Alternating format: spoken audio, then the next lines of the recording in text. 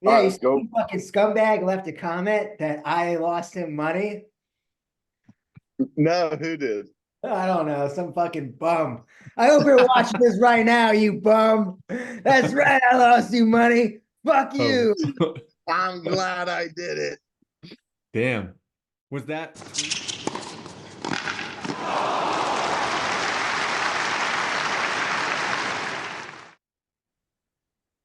Hello and welcome to the Gambling Racket, the sports gambling podcast aimed at giving you the angles and insights into successfully betting on professional tennis.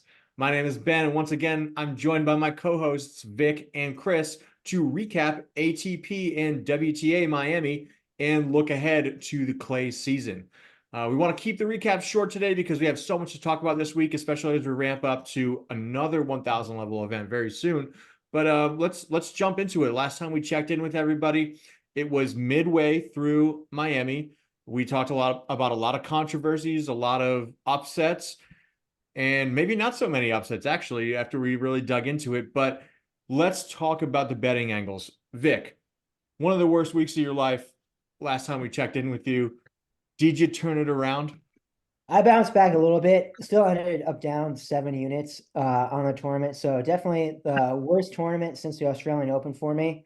Um, and then I had some hope. I had some hope with Rybakina, but she fell to Danielle Collins in the final. So that's always a bummer.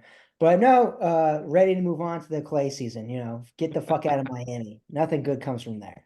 If you follow us both on Twitter, you saw that I backed Danielle Collins as a pretty big underdog against Rybakina and won because I bet on Americans on home turf. And Vic stuck with his Kazakhstani queen. Soon, the embassy is reaching out to him. We are very sure to have him apply for citizenship to I've the great nation of Kazakhstan. I've been in contact with the Minister of the Interior, so I will be flown out there any day now. So that's what we'll do in the next podcast from on site in Kazakhstan. All right, well, I call dibs on your stuff when you leave because they're not letting you bring that much shit into the country. So dibs, Chris, you can actually have his dog. Oh, okay, never mind. He doesn't want his dog. Right here. I just always thought you were a dog man. Oh, I am, but I got a big one and I got a cat. I don't like dogs, so I'm working on it. Maybe we can make some room. Chris, how did your second half of Miami wrap up? Well, my big three future. I had big three versus the field. I took the field. One of the big three recently lost her loved one. So I felt like I was getting pretty good odds there for really only two people. Iga ended up blowing it, Coco blew it, and it was an easy cash. Other than that, absolute freaking bloodbath. I actually gave up after the second round of the men's tournament, and I said, this one is not for me. And then I ended up plus 2 units with my futures bet. Nice. Hey, that's fair. It was pretty unpredictable given the conditions.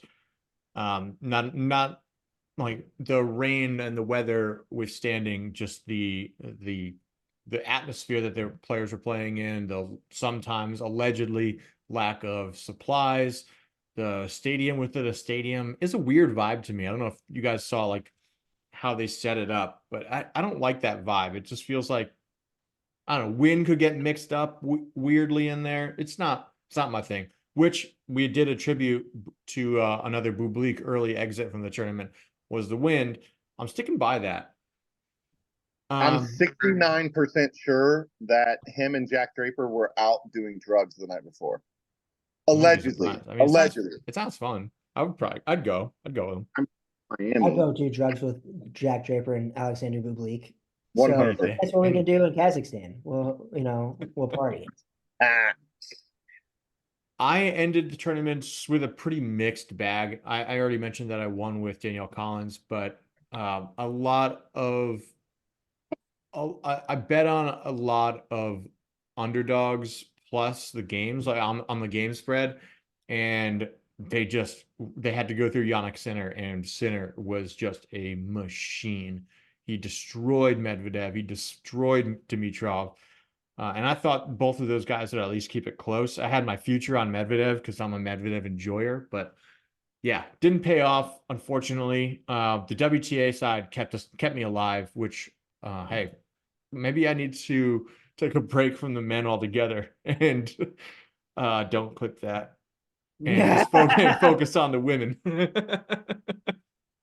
But speaking of wind, I was watching and moving on from Miami, unless anyone has any final thoughts.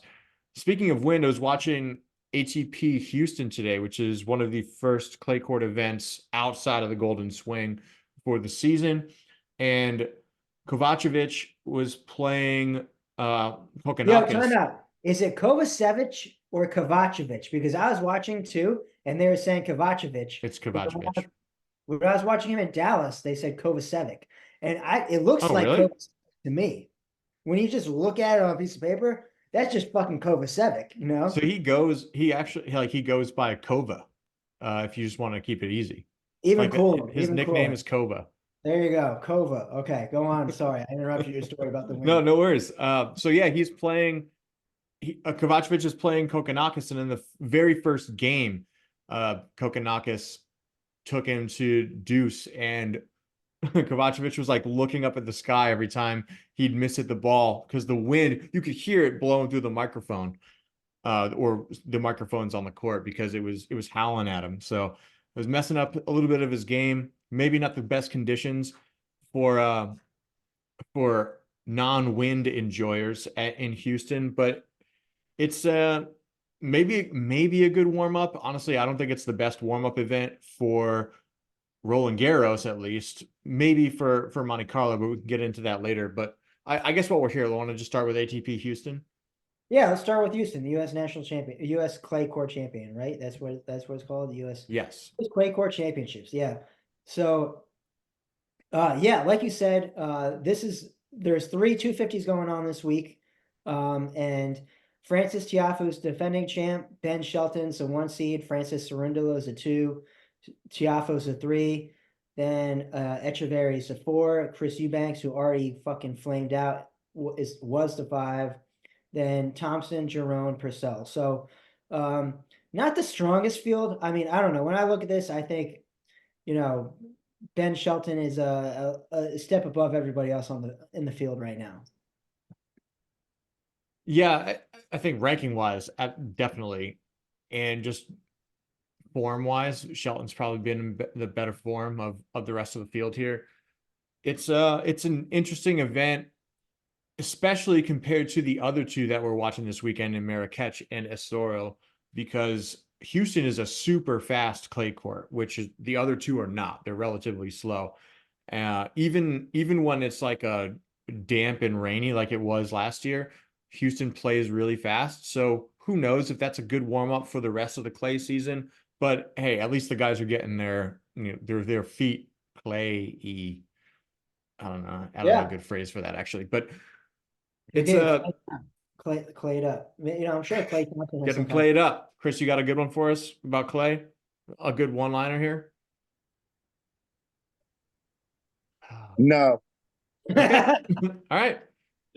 Well, anyways, we're seeing a lot of upsets already, which is cool. It's cool to see. This is, again, we're heading into Monte Carlo soon, which is another 1,000 level event. Are these guys using this as a warm-up? Are they taking it seriously? Are they trying to win? Maybe some of the more tenured, the higher ranking guys are not. Like I said, we're halfway through the first round right now, and we've seen a ton of upsets already. Chris, you've had a shitty day already. You want to comment on that? Yeah, upset city. And I can't believe James Duckworth won. Like, what the is going on? That guy never wins. So yeah, bad start. What am I, 0-3 right now? And I'm praying that Kokkinakis can get me back on the other side. Well, I think he just won the second set tiebreak, so they're about to go to the decider. You also, I didn't know did you bet on Kokkinakis? I sure did. All right, I like that pick. I'm on Kova, so fuck you guys. You are as a dog, and he took the first set. Right now, we're seeing it's 1-1. So talk shit in the comments to the loser viewers in the future, Hey, depending on who wins this matchup. shout out to the American Michelson losing on a double fault. Congratulations, you're the man. Two back-to-back double faults. It was rough. Even I was watching, and Purcell, who I bet on, by the way, if you're following me on Twitter, you would have got the money line at plus 200. Suckers. Damn, nice. Yeah. I love Purcell in general as an early round dog. The last he two got me in tournaments that I bet Acapulco. on Purcell for that reason, because you love him as an early round dog, he fucking lost. Well, were they 500 events? Were they 250 events? What were they?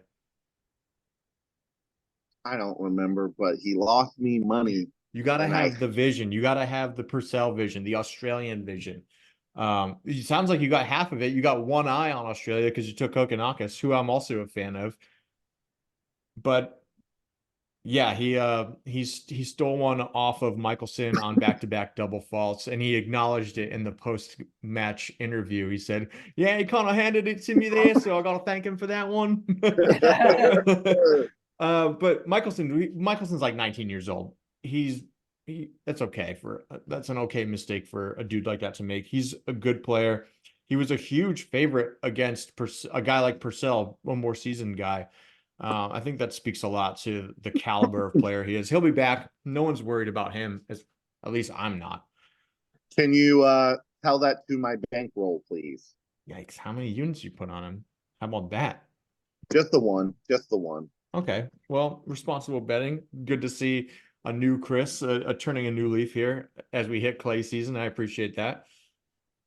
Let's see, fellas. I don't have, since play is in action already, I don't have live futures for Houston, but just based on the draw that Vic went through, who's your number one to win in Houston? Who are you going to put money on once the futures open back up? My boy, Benny Shelton. I imagine he is the odds-on favorite. Yeah, definitely. Yep. Yeah. Let me try and pull something up while we're talking. I'm not betting on him because he's the favorite. I'm betting on him because he's passionate. Okay. You know what? I'm going to go out on a fucking limb here. It's not going to win, but JJ Wolf, the best mullet on the ATP Tour, is back in action. He played a tournament. He was at Miami. He lost in the first round, but he finally won a game. He was injured for a while, so just love that slice serve. He won last night though, so he's got a relatively easy path to the quarterfinal. And then he match up with Cerundolo, who I'm not a fan of, and then semifinals it'd be Tiafoe. So I mean, I could see him fucking doing it. Yeah, why not? JJ Wolf. I'm going JJ Wolf. Okay, I respect that. I'm looking at the draw here, and I'm not gonna get as aggressive as you are with JJ Wolf. I think that's a pretty aggressive pick here. I kind of like a guy like Echeverry in this. Wait, no, you were talking trash about Cerundolo. I like a guy like Echeverry in this spot. I know he's super hit or miss, but I think that he's also the type of dude that wants to make like a solid start to his clay season. And he does not have a difficult path to go through. And I was gonna say, these South American dudes, they were all playing on the clay court swing earlier in the year. So right, Cerundolo, Echeverry, there's a Colombian in the draw too, Galan. These guys, they're gonna be a little bit more familiar with the clay, I think, than some of these other guys. So not a bad pick. Definitely a smart pick. So yeah, I like Echeverry. He's fun watch. Speaking of Galan, he's actually playing Echeverry next, I think on the 4th. So that's 2 days from now. And Galan just went to the longest tiebreak in ATP Houston history with Benoit Paris. We made fun of this guy's name all the way back in Montpellier. But yeah, it was like they went to like a 15-17 tiebreak, and it's the longest in ATP Houston history. So hopefully he's tired out to face my guy, Echeverry. I'll update with odds when I get a live future on Echeverry, but he's probably my pick. The rest of his bracket does not look. He'd have to go through the winner of Michael Mo, Mo, and Mo. and Max Purcell. Two underdog winners today. So we'll see. But that's my pick. That's also my thinking around an event like Houston's playing faster, but yeah, it's still clay. So we'll see. Anyways, anything else for Houston, boys, before we move on to we'll go to Portugal next. Shout out to Vic for knowing that these guys were already playing clay earlier in the year. Yeah, on the Golden Swing. We covered it. Chris, you were there actually. We talked about it a lot. You were betting on your boy, Facundo Diaz Acosta. Yeah, FDA. where's my boy at this FDA. week? Wait, I'm pretty sure FDA actually suffered a loss He lost earlier than today. expected today. He lost today. Glad you didn't pick him, He was a good Chris. favorite today. As far as I knew, you didn't pick him, but I felt for you. I sent one out. I poured one. You know what? I'll sip one for FDA for you, Chris. How about that? Thank you. You're welcome. All right, let's move on. Next, I think the most exciting. Should we go most exciting next, or should we go Most with exciting. Is it okay? women? Are you talking about the No, women's? no, women are always exciting, but Go to the no, women's. we'll go most exciting men's event I think of the week, which is ATP Estoril. I don't know how to say that in Portuguese or if I'm saying it with the right accent, but it is probably We're in packed with America. Fuck how they say it. This is how we say it in America. All right. fair enough. That's it. Estoril. It's probably the event packed with the most or the biggest names of the week on the men's side, at least.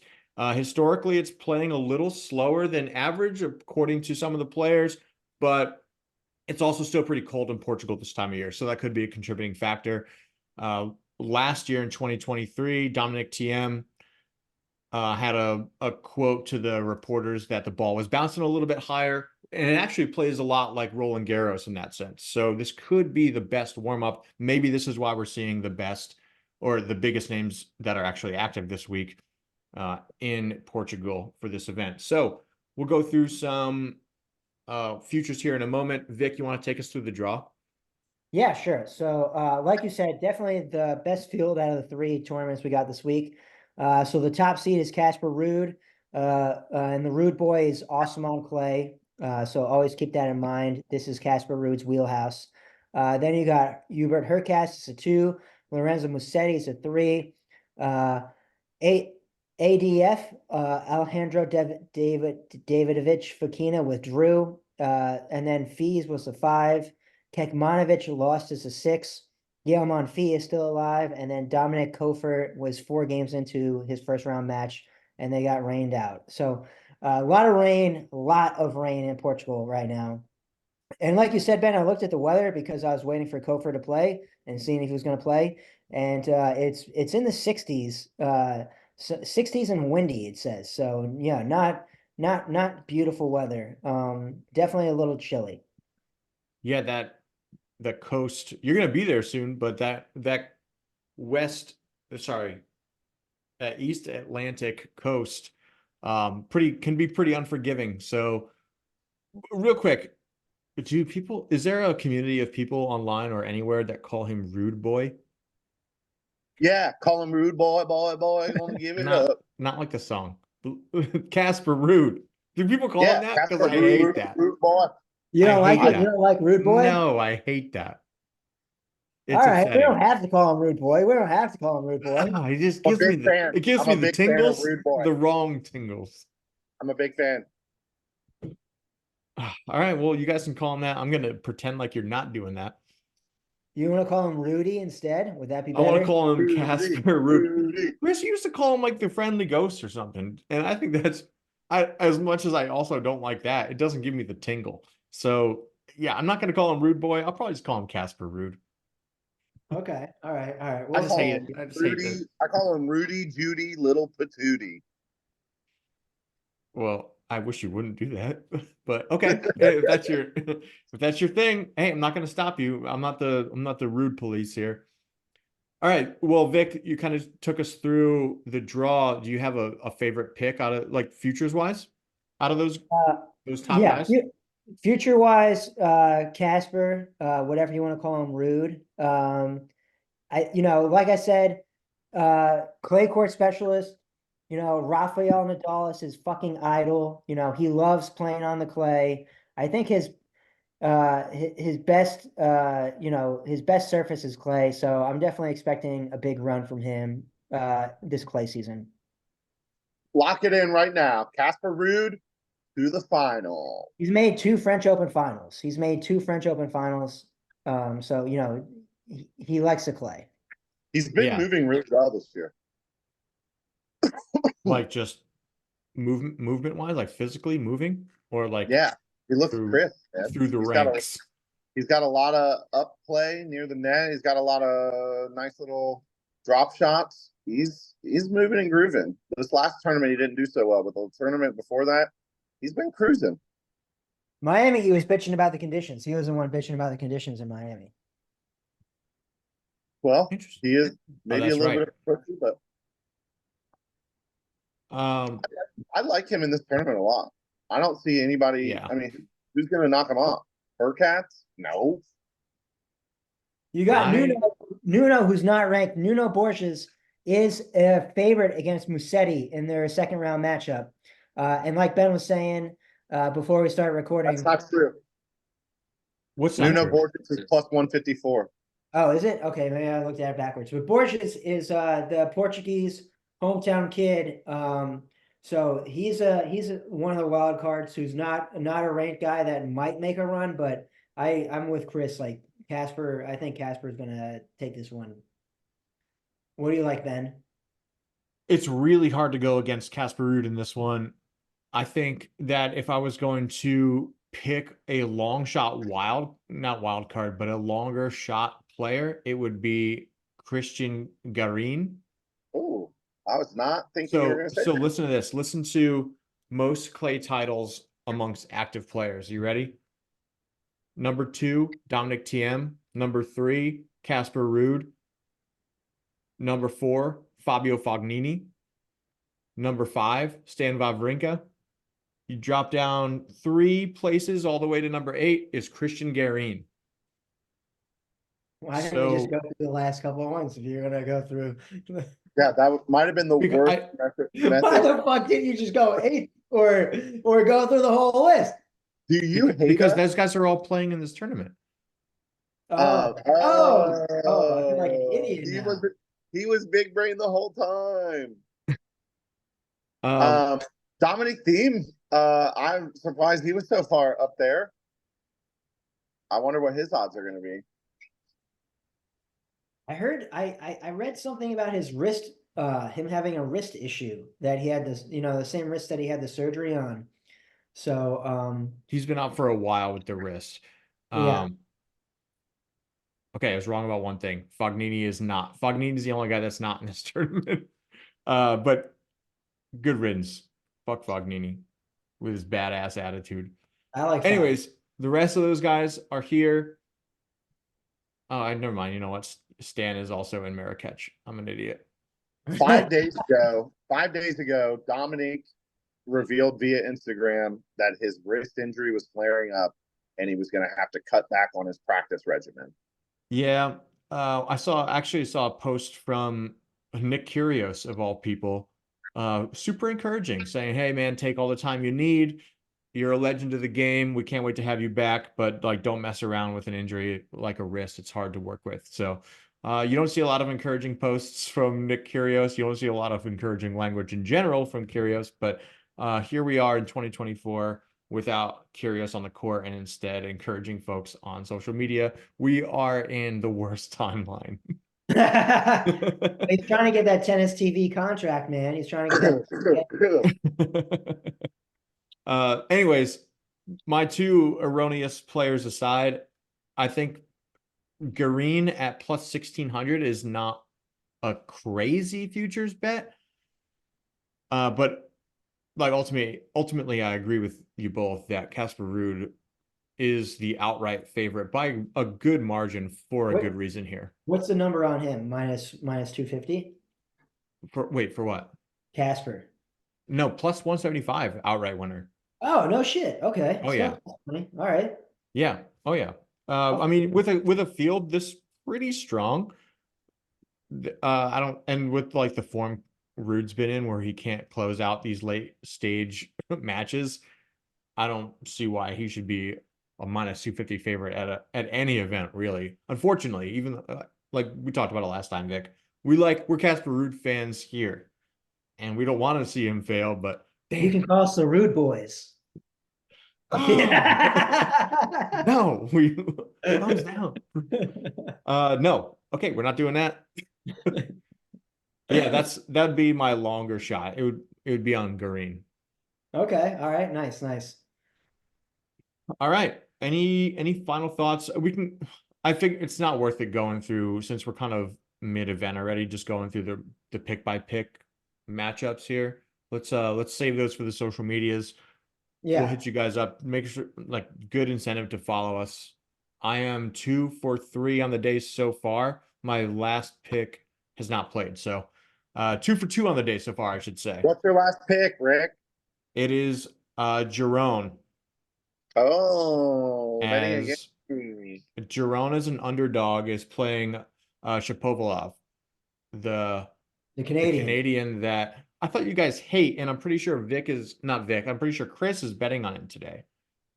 Yeah, Chris, you bet I hate on him. him. I hate him, and I hate Jerome because he had a terrible showing in Miami and lost me money. I'm betting against him out of spite. Okay. I actually respect that. It's a gambling style that I don't always agree with, but if there's one way to get back at someone, it's throwing your money away for them. Yeah, I agree. I agree. Well, I mean, I might be because I'm betting on Jerome as an underdog again, but we'll see. That match should start here in like 2 minutes. I'm excited for it. We'll see what the clay brings for our American against Canadian foes today.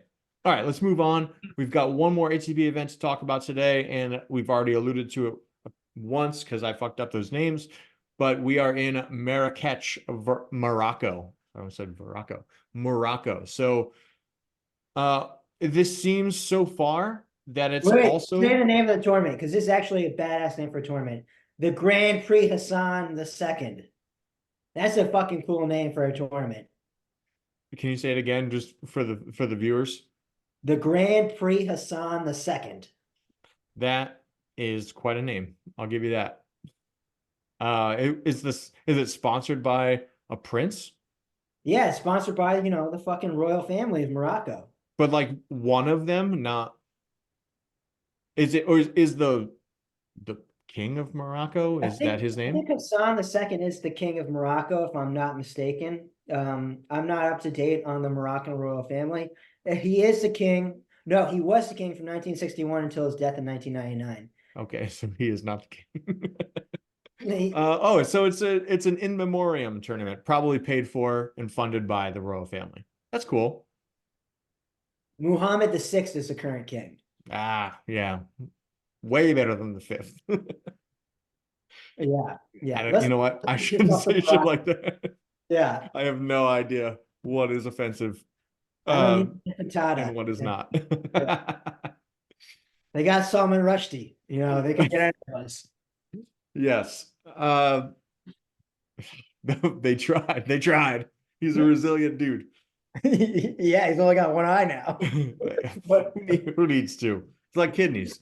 Anyways, so we're in Marrakech for another clay court tournament with some of the names I've already mentioned. Vic will recap the draw in a little bit, but the court seems to be playing in a pretty similar fashion to Estoril in Portugal right now. It's a little bit on the slower side. I don't know if the ball is bouncing as high, but we have to wait for a few more matches to see what's actually going on, but not nearly as fast as Houston. Still drawing a pretty good crowd though, as far as not like viewers crowd, but crowd of professional tennis players. So Vic, take us through the draw. yeah, so the one seed is the Serbian Laszlo Djere. The 2 is Sebastian Offner. 3 is the bad boy of British tennis, Dan Evans. 4 is the Karate Kid, Lorenzo Sonego.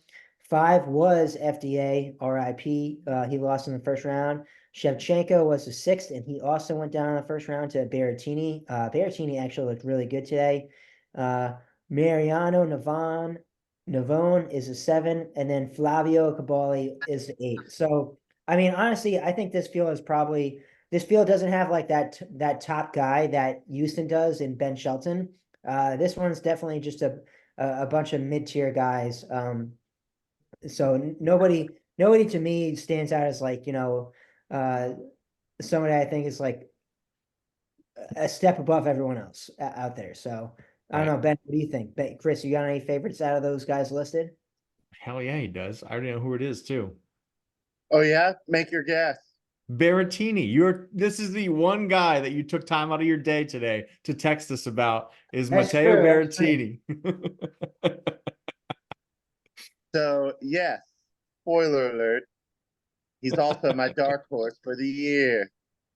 That's true. That's not a spoiler. That was in episode 1.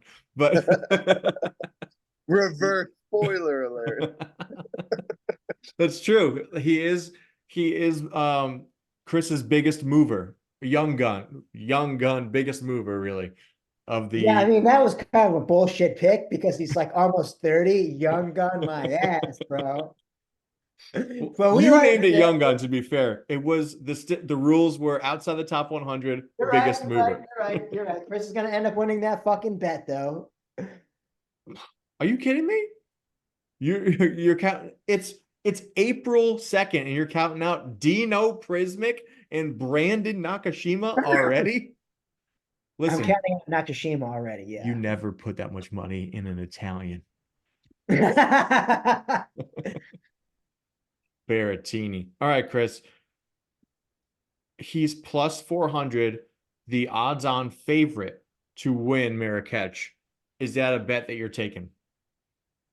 Yes, 1 unit, please. Okay. Wait, you asked me to place that for you, or are you just saying? Yes, 1 unit, please. Okay. Yeah. Easy day. I got the finger gun. Vic, when you said the draw, you didn't cover the odds, did you? No, I didn't cover the odds. I didn't have it pulled up. So if Okay. you want to go through them, yeah. Yeah, so like I just said, Matteo Berrettini is the odds-on favorite at plus 400 to win in Marrakech, followed closely by Laszlo Djere at plus 650, Lorenzo Sonego at plus 750, Flavio Caboli at plus 900, David Goffin at plus 1,000, and Pavel Kotov at also plus 1,000. What's the odds on Stan the Man? Plus 1,100. Not close. No, sorry, close behind, but just outside of those top 6 right there. Yo, fuck that. Let me get a unit on Stan the Man. Stan the Man. Okay. Yeah, Plus I don't see 100 why for not. a guy who you said is what, 5th all time in clay court wins? Who? Stan. The guy I was talking about. Oh, Stan. He is. Hang on, where did I put that? He was on that list. He was on Yeah, that list. he's around 5th all time. I don't know why I He's don't in have that. there. He's Oh, I around lose there. that tab. Yeah. I don't hate it. Yeah, He's fuck it. Ride or die with Stan the Man. I do factor in age when I consider things like that, but what are you gonna do? I think he's like 38, right? He's up He there, man. is 39. He's 39. Sorry, I had to tell the kids good night. That was very nice of you. Chris, I just wanted to put this out there to you. Sumit Nagal, your guy, Smoking. plus 3,300. The odds on least favorite, the longest odds to win this tournament, Sumit Nagal, plus 3,300. Is that appealing enough for you to drop any money on him? Let's go. No. $0. I fair do enough. not believe in him like that. Good for you. Although I do wish him the best of luck, and he did win today. Okay. Yeah, I mean, we always want to see guys improve. I think we've got some interesting matchups here to go through coming up in the next couple days in Marrakech. Laszlo Djere is playing Fabio Fognini. Kotov is playing Caboli. And those are 2 big ones. Daniel Evans playing Carbaez Baina. I don't know if I said that right, but I'm looking forward to that one. Everything else, not too excited about as far as the round of 16 goes. Maybe Stan the Man and Navone could be a good one. Yeah. Stan's always entertaining, Yeah, that's true. Just to I watch an think old guy play good tennis. I think those you have to bring a certain level to and a consistency to beat him. So that's one thing that I do appreciate. Like Popperin, when Popperin beat Stan last year at clay final, I forgot where it was. I think it was in Split, Croatia. I like that was one like, oh shit, Popperin, like he just fucking beat Stan Wawrinka. Like that's something like he was on him for 3 sets. So I think you have to be a certain level to beat Stan, even at this old age. Okay. I Now respect that that I've said angle. this so confidently, he's gonna fucking flame out, next match. But Yeah, that's fair. hate on Uh, me in the comments, you bums. just looking at the draw and where we're at in the tournament so far, if I had to pick who I might put money on is Laszlo Djere, just because his road does not look tough to the finals at all. And yeah, he's a good clay court player. Again, this field does not look too tough for him to go through. So he might be my guy. I'm not too committed. I'm not super stoked about that. Again, Marrakech is one of those tournaments where you're getting some okay names, and who knows? Are they ramping up to make a big push into Monte Carlo, or are they cannon fodder for the guys that are are are already there? I I don't know if you guys saw this, but Holger Rune and Djokovic did like their new tradition of Holger like stretching on the net. His leg is up on the net. He's stretching, and Djokovic is standing there like giving it to him. They He's take this picture every year. He gives him like a knife hand. Like, what are you knife doing? handed him. Yeah. I've not I Um, seen. thought you were gonna say he was stretching and his balls fell out. He's got such that's tiny shorts. jeez. He does wear a lot. I mean, yeah, it makes sense, but no, those guys are already at Monte Carlo. They're already practicing there. They're already getting warmed up. So who knows? Who knows what the motivations are for these guys playing the 250s this week?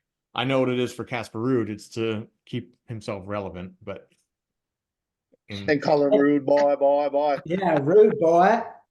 yeah, what are you gonna do? He's trying his best. I That heard he's is down now. that's how I'm feeling about Marrakech, though, is that I'm not too excited about it. And maybe it's a good thing we covered it last. Well, last for the ATP events. We do have one more thing to go through, and that's the WTA event in Charleston. There's others, but we only care about the one in Charleston because it's got some names there. They do the purple carpet thing. It seems more fun. Yeah, they've So got actually a pretty good field. Actually, a pretty decent field here. yeah, you got it in front of you, Vic. Yeah, so the 1 seed you got Jessica Pegula, 2 is Ons Jabeur, 3 is my girl, the Greek goddess Maria Sakkari, 4 is Daria Kasatkina, 5 is Hadid Maya, 6 is Alexandrova, who just beat Iga last week. 7 is Svitolina, 8 is Madison Keys, and then I can't say that bitch's name at 9, so I'm just gonna stop right there. Which one? Kudermetova. Yeah. Kudermetova, and then Emma Navarro is 10. Since you got it for me, I'm a big Emma Navarro fan. Are you? Okay. She's playing Katie Volinets tomorrow, who I'm a big fan of, but I'm pretty sure Navarro's a pretty big favorite in that one. So, yeah, if you like her, it's not terrible juice to lay unless you think she's gonna beat her by 4 games, which she might. Do you Well, have yeah, we we talk about this one episode, not tonight, obviously, because we need to figure out the math. But like, what is the value of a game for betting on tennis, right? Like when you're looking at it and you're betting the minus or the plus games versus the money line and the juice, right? Like, what kind of math are you doing in your head? Because there's a game has a certain value, right? Like, you know what I'm saying? For like -1.5, -110 versus plus or versus -150, like, how do you determine that? Do you got something worked out for that? I don't try and like assign a value to every game because like you'll come up against different types of matchups. There's too many variables to like have a hard system for every Because game like is in worth football, like 50 money line points one way or the other in Because American yeah, odds. but in football, like 2.5 is more valuable than 3, and like the value of certain numbers are more valuable than other numbers, right? Like 3, 6, like 7. These are like prime numbers for gambling, right? Like, so I don't Yeah. know what the number is for tennis. You know what I mean? I haven't figured that out yet. I don't know if there's an equivalent because tennis you can lose tennis you can win a match and still lose the game spread, Yeah, right? So, yeah. Well, you can win a match. well, You can win a game in football. you could still you could lose. Yeah. How do I want to say this? I don't think that there's. Yeah, I don't think there's an equivalent there. We can try and go through. We can like dedicate a stream or something or an episode to going through if there is math to it, but I don't think it's equivalent to football like that. I'm There's gonna too eat many some different mushrooms and take a games. calculator, and we'll figure it out like a graphing calculator. So we'll do it. We'll knock it out on a stream. So here's the Look thing, forward to like that.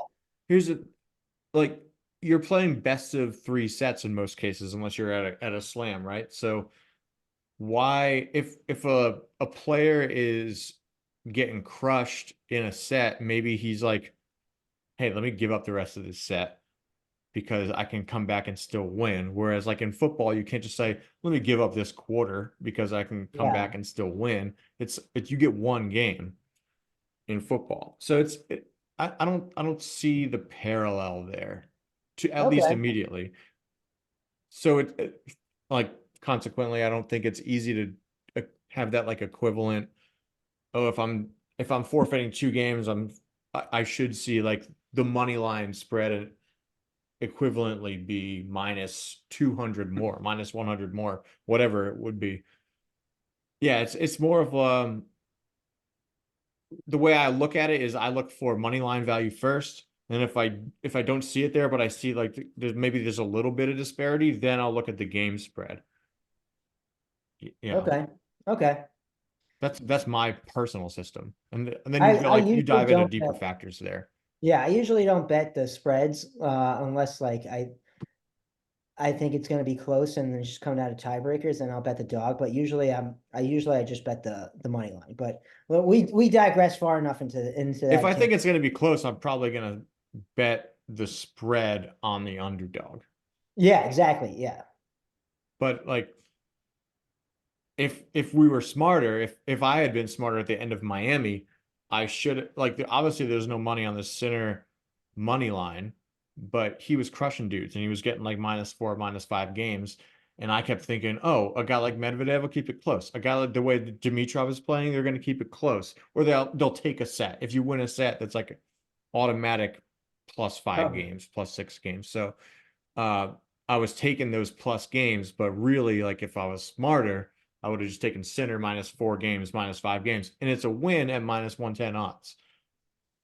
yeah. That's how I think about it. All right. All right. Chris, you got any insight, strategy, comments? No, but Criticism? I like that explanation and breakdown. Okay, cool. What are you looking forward to the most in Charleston?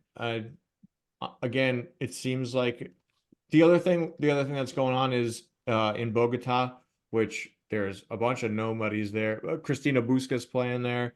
Rakimova's playing there. Sarah Irani's playing there. Not interested in anything going down there. But do you have anyone you're rooting for here? This kind of lower stakes Charleston event?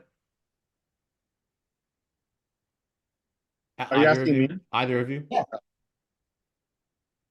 Pass. He's not the biggest WTA guy. I like Maria Sakkari. Everyone knows that about me, though. I'm a big Maria Sakkari fan, so that's my girl. Why is that? Because I think she's like an elite talent, and she had a fucking bump for a coach, and she finally fired him and got Pegula's old coach. And ever since she made that change, she's been on an absolute tear. So I definitely think this is going to be a good year for her. All right, cool. I'm looking at yeah. I feel stupid for saying this, but I'm looking at Honest Jabeur. Why? I because I think that she's a top 5 player that's been playing like shit all year. I think she's been dealing with an injury. I don't remember what the injury is specifically. I want to say back, but don't quote me on that. She was crying every game. Yeah, well, that's a different kind of injury. That's one you can't see the scars of, Vic. Yeah. She's a plus 195 underdog against Danielle Collins tomorrow. I think that's a little ridiculous. I'm probably going to take the money line on Jabeur there because it seems like that it should be way closer, unless there's like been some kind of injury update I haven't seen yet. I think that she can make a decent run in this tournament. I don't think that a lot of players are here to like super hard compete in Charleston, and that there's some value there. So I don't have futures lines in front of me because there aren't any out right now because they're like actively playing. But if I had to pick someone, it'd probably be a longer shot on a player like Ons Jabeur, who's underperformed to say the least this year. New season, new Ons. That's all I've got for Charleston. I don't really have much insight into that one though. I've been winning a good amount on WTA, so I'll have picks on the social medias, but right now, as far as like, here's the tournament, here's what's going to happen, nothing. Okay. All right. Well, that covers the events that we care about this week. Looking forward to Monte Carlo for sure, where we're going to see all the top dogs back in action. Anything else, boys, before we sign off that you'd like to cover this week in episode 12?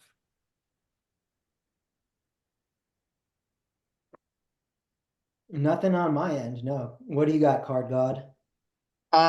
Well, how about that piece of shit LSU team going in the locker room during the national anthem and then getting cookie cooked by Caitlin Clark on national television? Serves them right.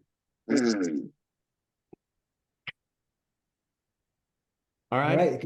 Good end note. Good end note. Yeah. Honestly, in my opinion, doesn't matter. UConn's beating everybody. That's right. Friday night. That was going to be a good one. Friday night, Caitlin Clark versus Paige Buchers. Yeah. Beckers. Yeah. Yeah. I just had to throw that in there as a fan. Beckers. So looking forward absolutely next weekend to the Final Four for the men's and women's tournaments. Yeah, go UConn, men's and women's double crown, bring it home again. Thank you all for joining us for episode 12 of the Gambling Racket. Catch us again on our social media. Check out our YouTube shorts. Check out our Twitter at Faulty Picks, and we will catch you next time. Chris, you gonna do the flips with me? Yeah, come on, Chris. Come on, Chris. Yes. Hold on one moment. There you go. There you go. Get those. Okay. Flipping pigeons. Signed up for this. Flipping pigeons. All right. Dubs. They're dubs. Oh, well, that's just Flipping a fucking dubs. All right. I'll talk to you later, buddy. Well, he's gone. All right. Later, dude. I'll talk to you later. See ya. All right. Peace.